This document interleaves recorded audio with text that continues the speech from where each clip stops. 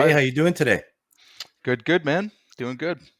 Good. Came to a realization last week when we were talking that I was probably going to need a project manager, and I've never hired one before. I have Ah. no idea what I'm looking for. And we were talking about one of my guys, Anthony, hmm that he might be a fit for the role, but at the same time, what am I Oh, I love hiring on? this. I love Right? this. Okay. So So this is the time to help me get through this, and everybody else who's never hired a PM before.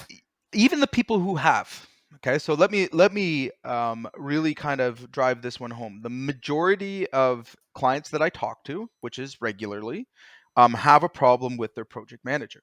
And one of the first questions I ask is, what is the expectations that you've set, and what's the role that you want them to do specifically?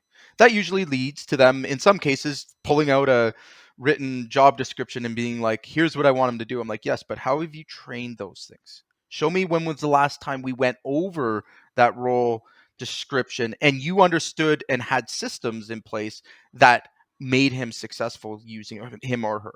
Okay. First Interesting. problem, first major problem, okay, is that we model our role off of a person, okay, rather than taking a role and then matching a person to that role.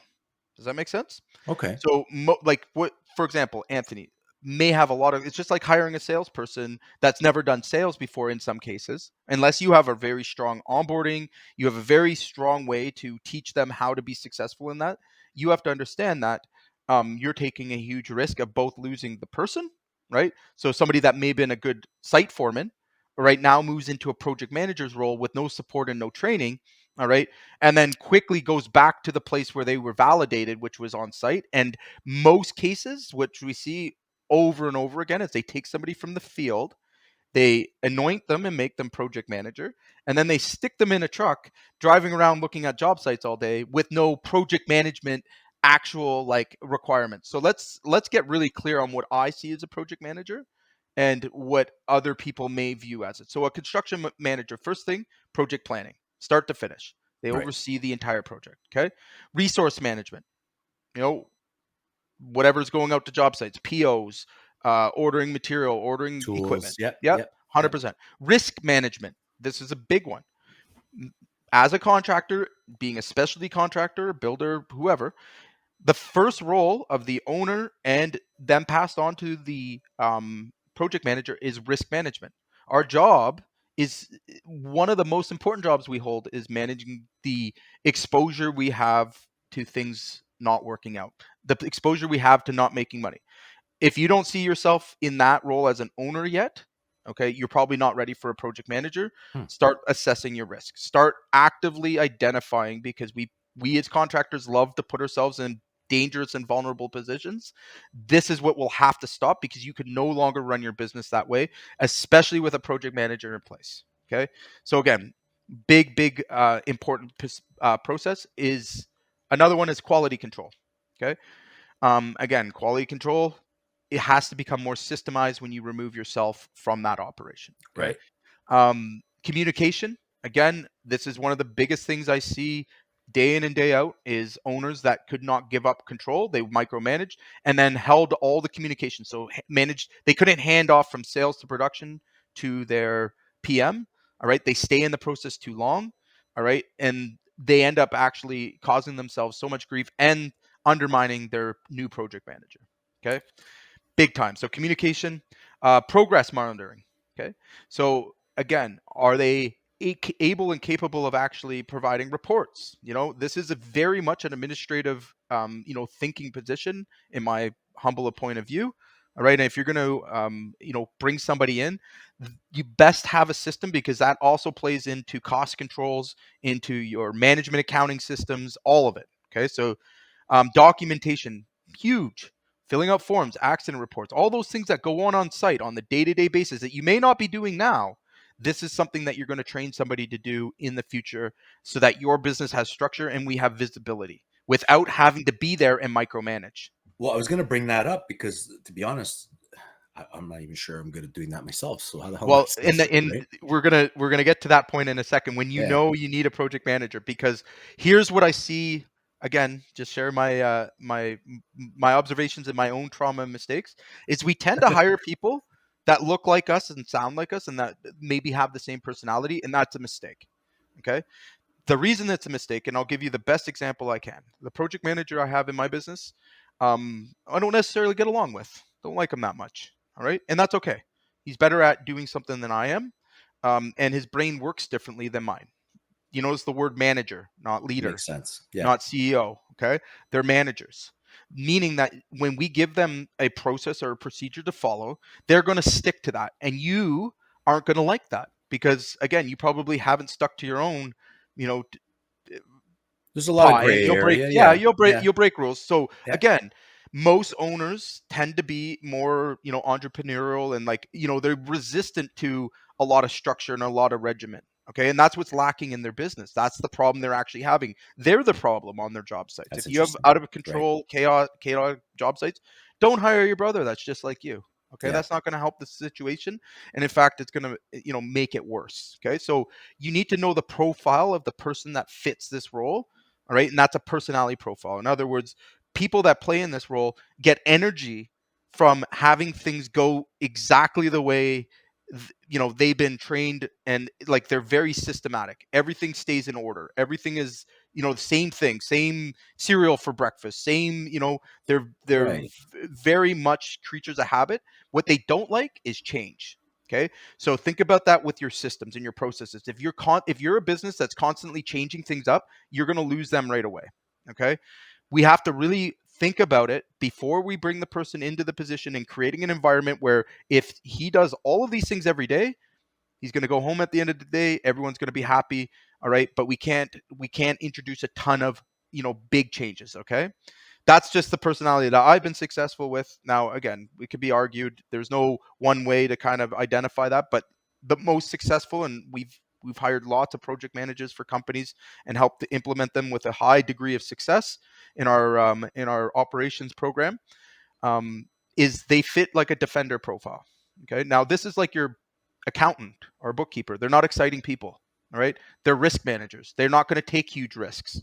Okay, they're going to be safety concerned. They're going to be slower than you. Okay, because they're thinking methodically. They're thinking steps ahead. Interesting. They're afraid to make mistakes. Like, these are the kind of characteristics that we need.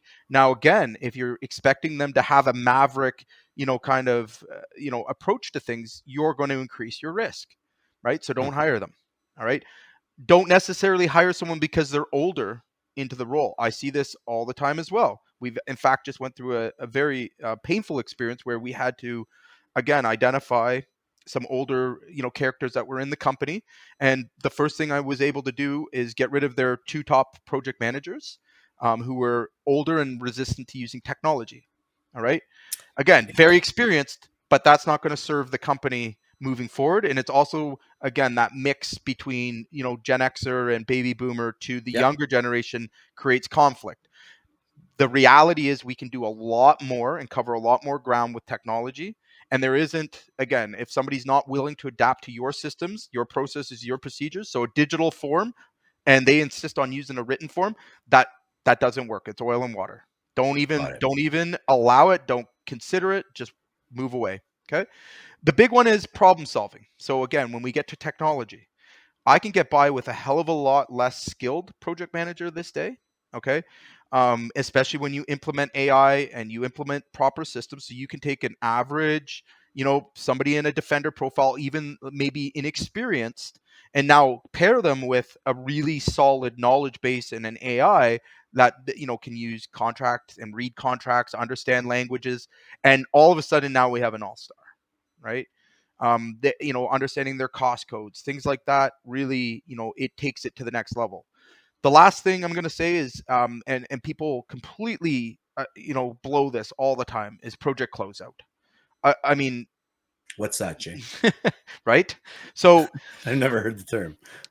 I always look at project closeout is, the way that we've ended a project always needs to result in, did we win, yes or no, black or white, right? We Okay. won profitably, we won with the customer satisfaction. There's key indicator points. Okay. And if we lost, all right, there needs to be a lessons learned plan in place. Okay. Somebody needs to lead that conversation. Someone needs to be accountable for that.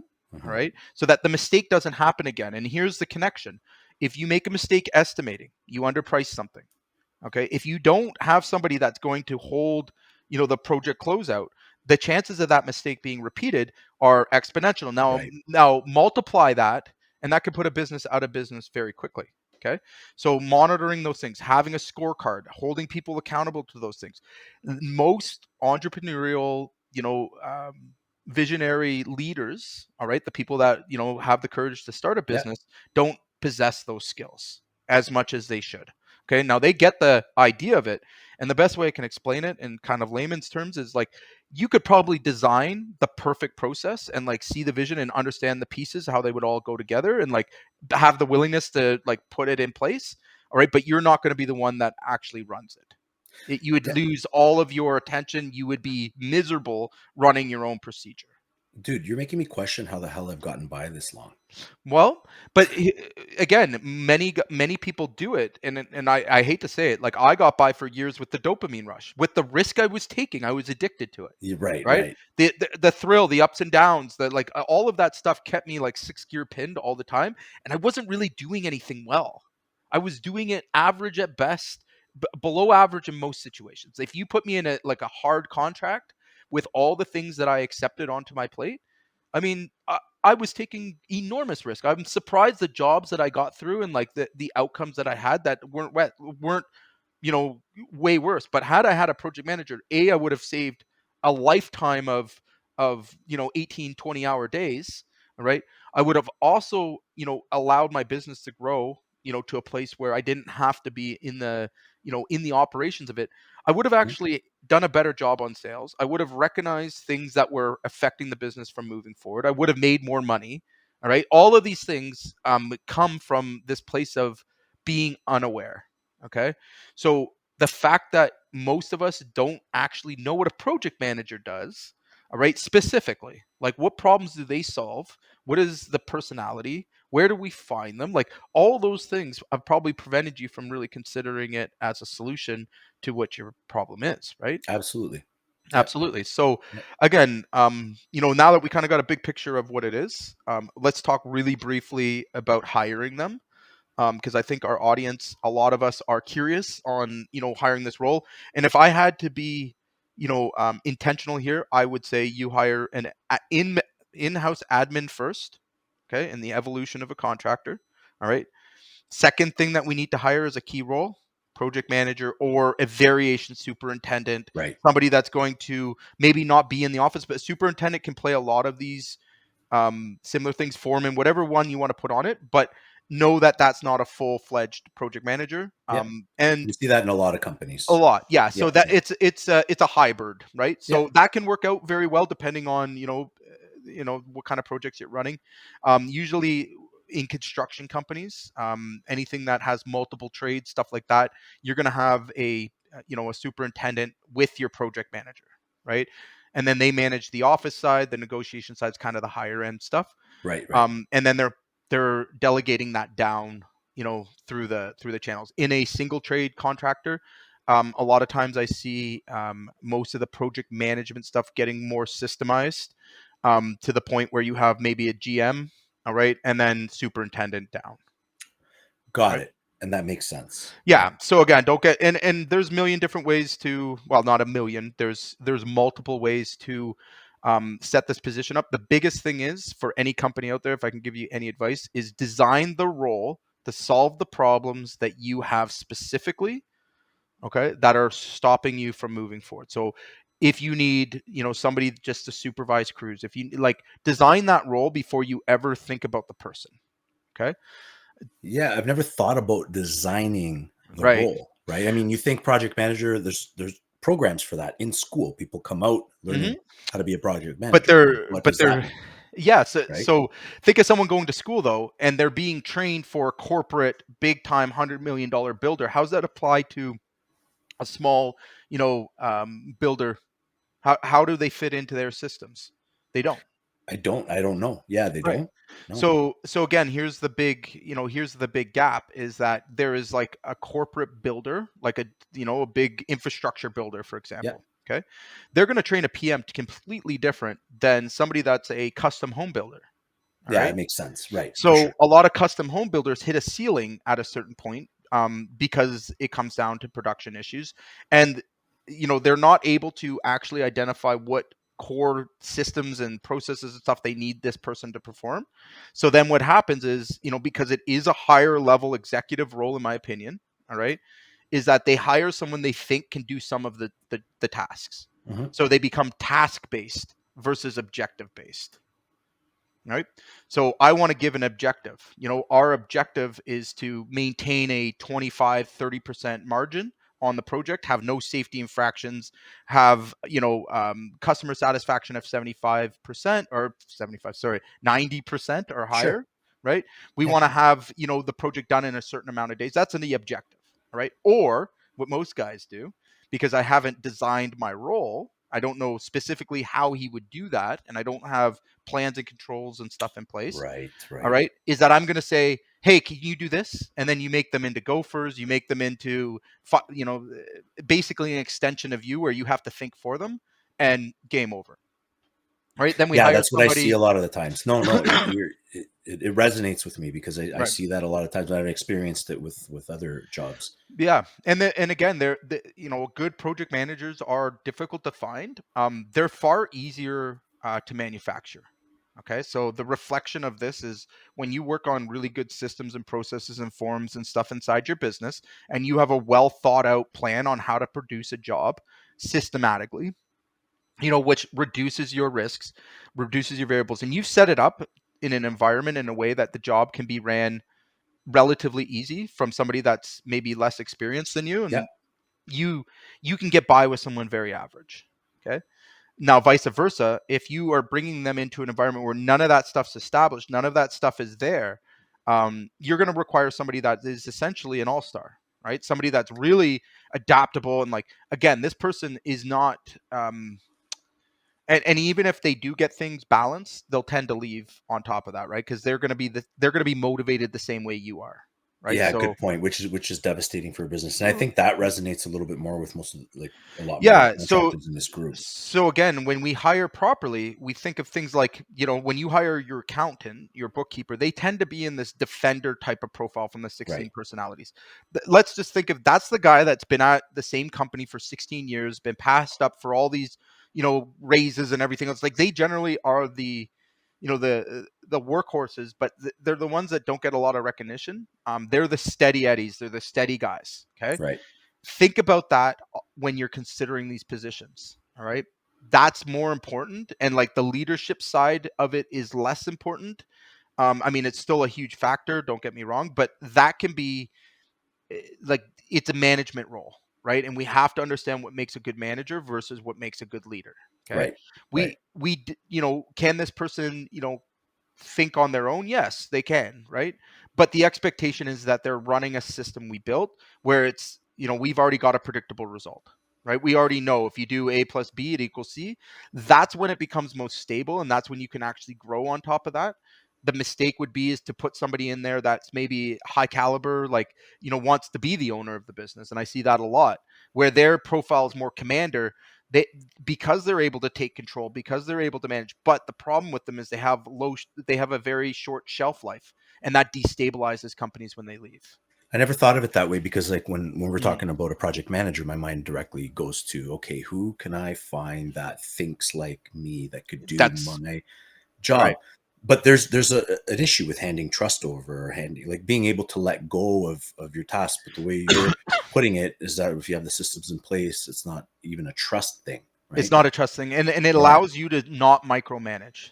Okay, so again, we know the characteristics of a really high caliber salesperson. They're not the most organized, right? They're messy. They're good at talking to people, right? Yep. There's Yep. qualities that they have. They're good at relating and connecting with people. Okay, um, and again, the reason why 90% of the problems from sales to production happen is because of that, right? The salesperson's not overly organized, not detailed. Like, they're really about pushing and grinding and like finesse, right? They're trying to push work forward. They have a totally different set of objectives. Whereas you need that balance or that anchor. All right, that would be your project manager. So somebody that's going to take the time to go through plans, make sure all the details are straight. They're not going to start doing things just, out of Just the top of their head and yeah, trying to reaction. They're, figure things they're out not on their gonna. own. Yeah, Yeah, they're not that type. Now, some businesses, again, if you're very new and you're trying to grow rapidly, like, I've seen it. I've seen it. We've seen even big companies start to kind of take on these personality profiles, and they get out of control very quickly, right? it can be very damaging because they could damage your Hugely. relationships with your staff, your relationship with your customers, relationships with suppliers, like And the expectations are hard to maintain. Okay, so for again, sure. if somebody's expecting something more, all right, that starts the first sort of domino that I've seen, and again, I've had it occur. So, like, I've experienced it myself and tried it many times. Again, good example is using a family member that thinks like you. Like, I've done that, Right, and right, that's just, they're basically, they would make the same decisions you would make, but are those decisions you're making right for the company? right, Probably not. Are the right, systems that you've put in place, maybe you can figure them out, but they're not very efficient, and they probably change a lot, right? So again, think about maybe making this role a very systematic one, right? So again, when we talk about form and functions and like SOPs, like, the better you can make it a very boring role, I'm gonna say, from me and my like my personality type, like, I can, we've got it really well designed. Like, every day has, a set amount of task expectations. A manager will come in and love that, right? They they they they get energy from that, being able to do the same things over and over again. All right, and they get energy from, being able to do that very well and being able to take the small variations. But they don't get energy. The opposite is when they're in environments that are constantly changing and the system's changing, or there's no system. They feel yeah. out of control and they burn out, like, really quickly. It's crazy that I'm not even qualified to be a project manager in my own Nor am company. I. Nor am I. So again, one of the hardest pills I ever had to swallow in my business was realizing that, my operations manager is probably 10 times the capability and skills of me. And for a while, my ego got in the way, and it caused me to clash with that person and, really build up some resentment towards them, when really, when I reflected on it, it was like, okay, so he can do something much better than I can. And I like, my brain doesn't work like that. What frustrated me was that if I gave him an SOP or a process 4 years ago, he's still doing it. He's not trying to make it more efficient. He's not trying to, like, he's following exactly the way I trained him, right? Even though things have changed around, like, using that, right? So I would get frustrated with that, not realizing the gift that I had in front of me, Right, right? Like, again, now put that in perspective. If you're trying to build a business with structure and balance and controls, where you have predictable profits, you have predictable outcomes, and you have, really competent people that are able to, perform, a complicated thing, basically, all right, without your, constant interventions or constant, being there, well, then how do you do that mhm, without those kind of things, without that type of person? And really, it's the reflection part, right? If I were happy doing the exact same thing every single day, all right, I wouldn't be here. I wouldn't own a business, no, and that's a good point, and that is a right? good point. So you need I'm people like that. No, you do. I'm curious that anybody, like, in our group that has experience with this, I'm curious to know, like, do you agree with what Jay's saying? I don't have the qualifications really to like this. I'm hearing this for the first time. So please put your comments below. Yeah. One last thing. Again, we've been told. So, what's your point, or what's your plug? I think I had a client tell me that last week. Is that, hey, I love the content, but, like, it's, how do I solve it? So I want to make again, give everybody a suggestion. One is, we have operations AI coming up, for companies that don't have the systems yet in place, that would allow somebody to come in and be successful in their operation. um, is a really good opportunity for you to get exposed to that. So again, procedures, the boring stuff, right? But necessary, policies, all that stuff, how that really, goes to form, management in a business. We're going to be sharing that. Again, you can come Thursdays for free, giving you lots of free resources and stuff to help support this, this process. And then for anybody that's looking to, really take this to the next level, we do offer a done for you where I will hire you a project manager. I will train them. I will build the policies and procedures for you on your behalf. All right, and then bring them to KPI for you. And usually it takes about 90 days. We're very good at it. I've hired hundreds of them for myself and others. And again, if you're looking to avoid the pain of learning it yourself, that's a good option for you. So just reach out to us, and we can certainly help you there. I love it. And we'll start making a point of offering solutions at the end of Yeah. each live. Jay, have yourself a good day. We'll see you again next week. All right.